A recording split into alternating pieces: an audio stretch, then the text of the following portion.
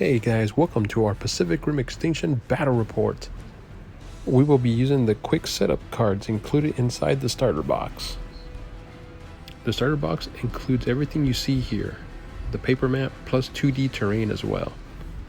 Also included are these pre-painted miniatures standing roughly around 80 to 100 millimeters tall. This is the Jaeger, the Gipsy Avenger, and these pre-painted miniatures look awesome. Players then will choose their side, either the Pan-Pacific Defense Corps or the invading kaiju. The Jaegers will receive their con pods, which have all your information. You have green, which is your speed, the blue is your skill, the red is your power, and the yellow is your armor. You will also be able to purchase different pilots, and depending on the pilot's drifting abilities, you get bonuses to your skills. On the bottom, you have your charge, which certain weapons use during the game, which starts in the shaded area, plus the ammo on the bottom, which also has its beginning level. On your right side, you have your wounds and upgrades, plus each player will get their action cards for their character. These are the combat dice. Each one has a success, triggers, blanks, and critical successes. We will explain what these do throughout the game. The kaiju have their signature cards. These have all the information you need. On the bottom, you have your mutation slots, which you purchase. You have your rage counter, which has their shaded area to start, plus their kaiju blue, which also is kind of like their ammo. And they also receive their action card deck. All right, let's get this game on the road. Today we'll also be using the quick start cards, and today's mission is shooting ground. These cards are very handy, giving you the starting Jaeger with its pilots and its upgrade, as well as the starting kaiju and its starting mutations. All the board is laid out for you. After the fourth turn, you check for victory conditions. These are the Jaegers, and these are the kaiju. There are also mission cards that you can draw that add extra points to the game. For this game, we drew Destruction.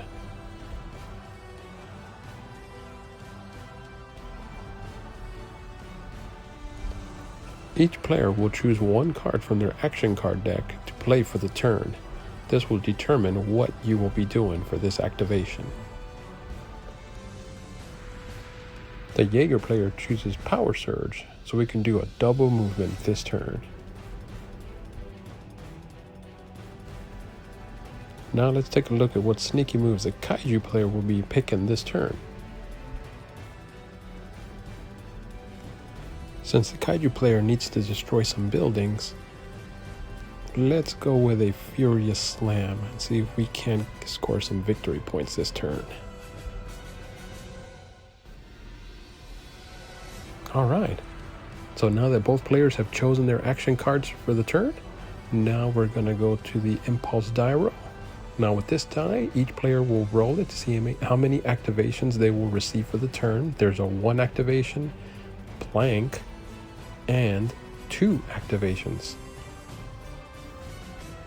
The person with the least amount of models on the board is the first person to roll. In this case, if it's an equal, the kaiju player starts first. Let's see what he gets.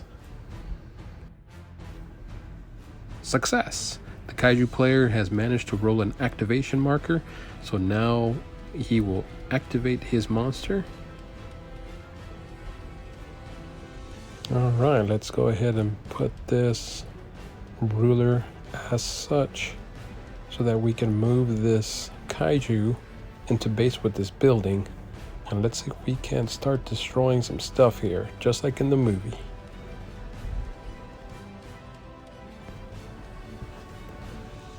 Kaiju, unlike Jaegers, are able to pivot once before their movement, and once again once they finish their movement. This represents how quick the Kaiju are compared to the clunky Jaegers, just like in the show. Then we put our ruler like so. and then remove your kaiju. And once it's touched base with your obstacle, which in this case would be the building, you move it so that it's flush with the edge, and then you start your attack. Now let's take a look and see how many dice we're going to be rolling. So when you're doing a melee attack, we look at its skill and its attack power. We add the dice together, and that is what we'll be rolling for this attack. Now for buildings, all it takes is just one hit to destroy it, but they do get their defense dice as well.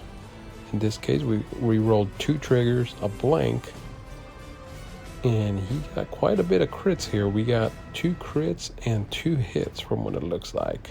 So that means when you roll crits, those are exploding crits, so you roll those once again.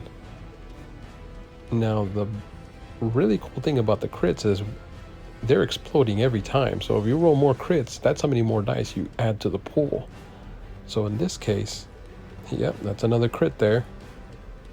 And another crit. Good Lord, he really hates that building. But in the end result, we get 2, 4, 6, 7, 9 hits on that building. Yeah, I don't think that building's going to make it.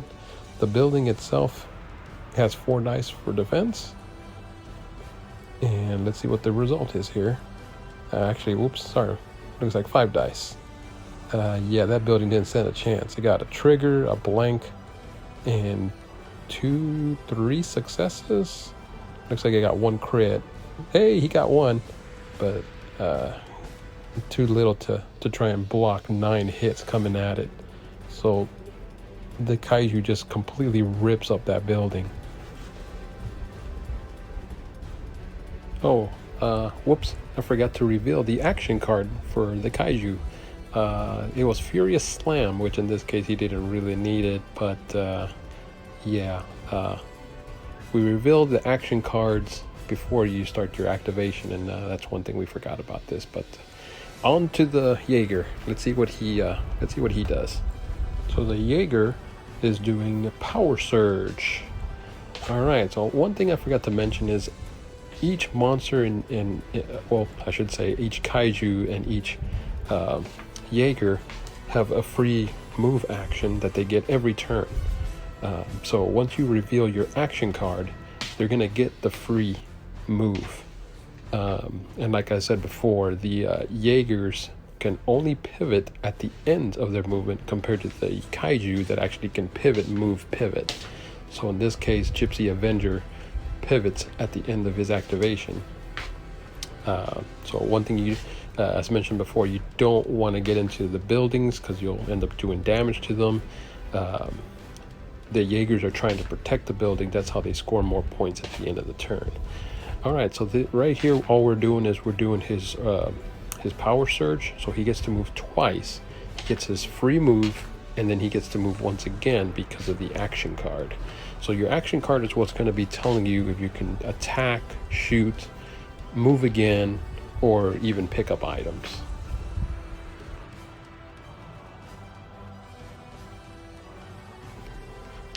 All right, so both players have their action cards already in play. Now starting with the kaiju, we get our impulse die, and it looks like he fails to activate. So now it goes on to Gipsy, and let's see if he activates.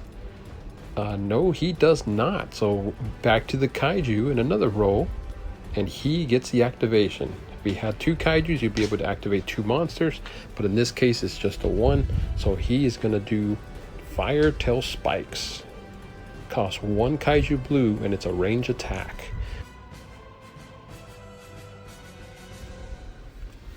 So let's get the kaiju into range. And let's see if we can start doing some damage on Gipsy Avenger. Does his trusty pivot.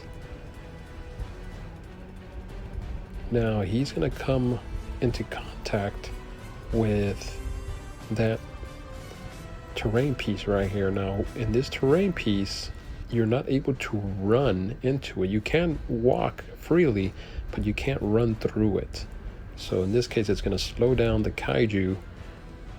Luckily we didn't do a run, it's just a regular movement.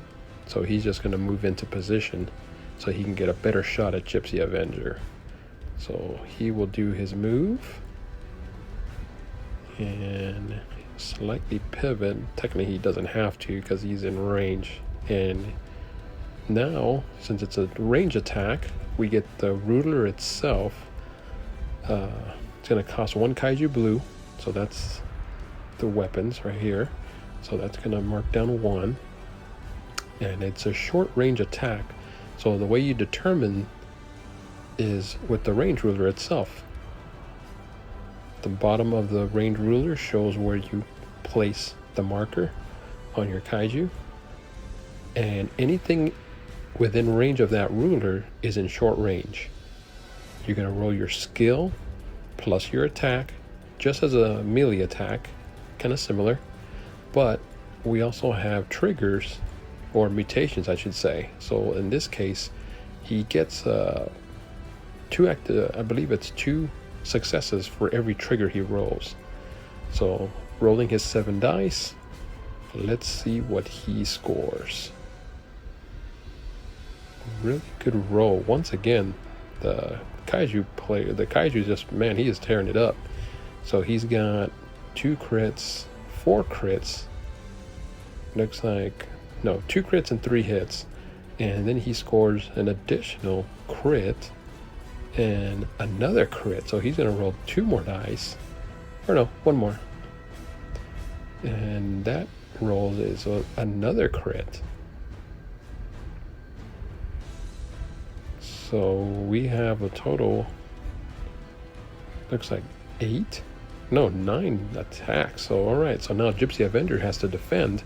So thanks to his piloting, he gets +2 to his skill because of their drift. So he's actually rolling 7 dice. And let's see if he can defend some of this, or else he's gonna take a big pounding here. So he's got triggers for his resilience.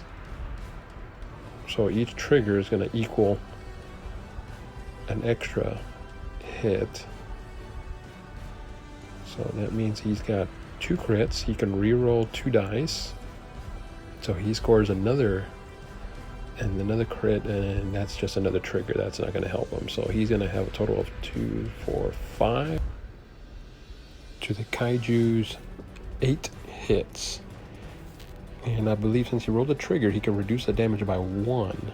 Now 3 damage, that means it's going to be a 2 damage, which technically should have only been 1. Now we pick 1 up, and we kind of do a little bit of a wrong thing here because we're only supposed to do 1 damage. And in this case, I ended up doing the damage with the little effect on the bottom. Now the only way you get the effect is if you do more than 2 damage. You can choose to do the effect and the damage. And in this case I accidentally messed up and I did the damage roll, and this was pretty much the end of Gipsy Avenger because it pretty much took out all his pilots. I have to roll a blank in order for them to be active, and that leaves only one pilot for Gipsy. So at the beginning of his activation, I have to roll for the final pilot to see if he's able to control Gipsy, see if he can drift alone.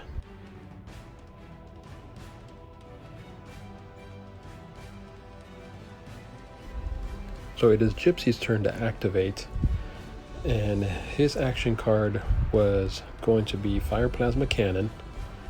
And of course, because of the damage roll that I messed up, I have to roll for the pilot to see if he can actually control Gipsy on his own. So I have to roll a blank in order for him to succeed. Anything else and he becomes inert. And of course I roll not a blank, and that pretty much spells the end of the pilot. So with no one to pilot Gipsy, that means that the kaiju player has officially destroyed Gipsy, making him the winner of the game. So with a complete wipeout of the enemy, that means that there's no victory points needed to count up. And that is our first look at Pacific Rim Extinction. Don't forget to like and subscribe, and let us know what you thought. We look forward to bringing you more battle reports with Pacific Rim Extinction in the near future. Thanks again. And don't forget to paint your walls crimson.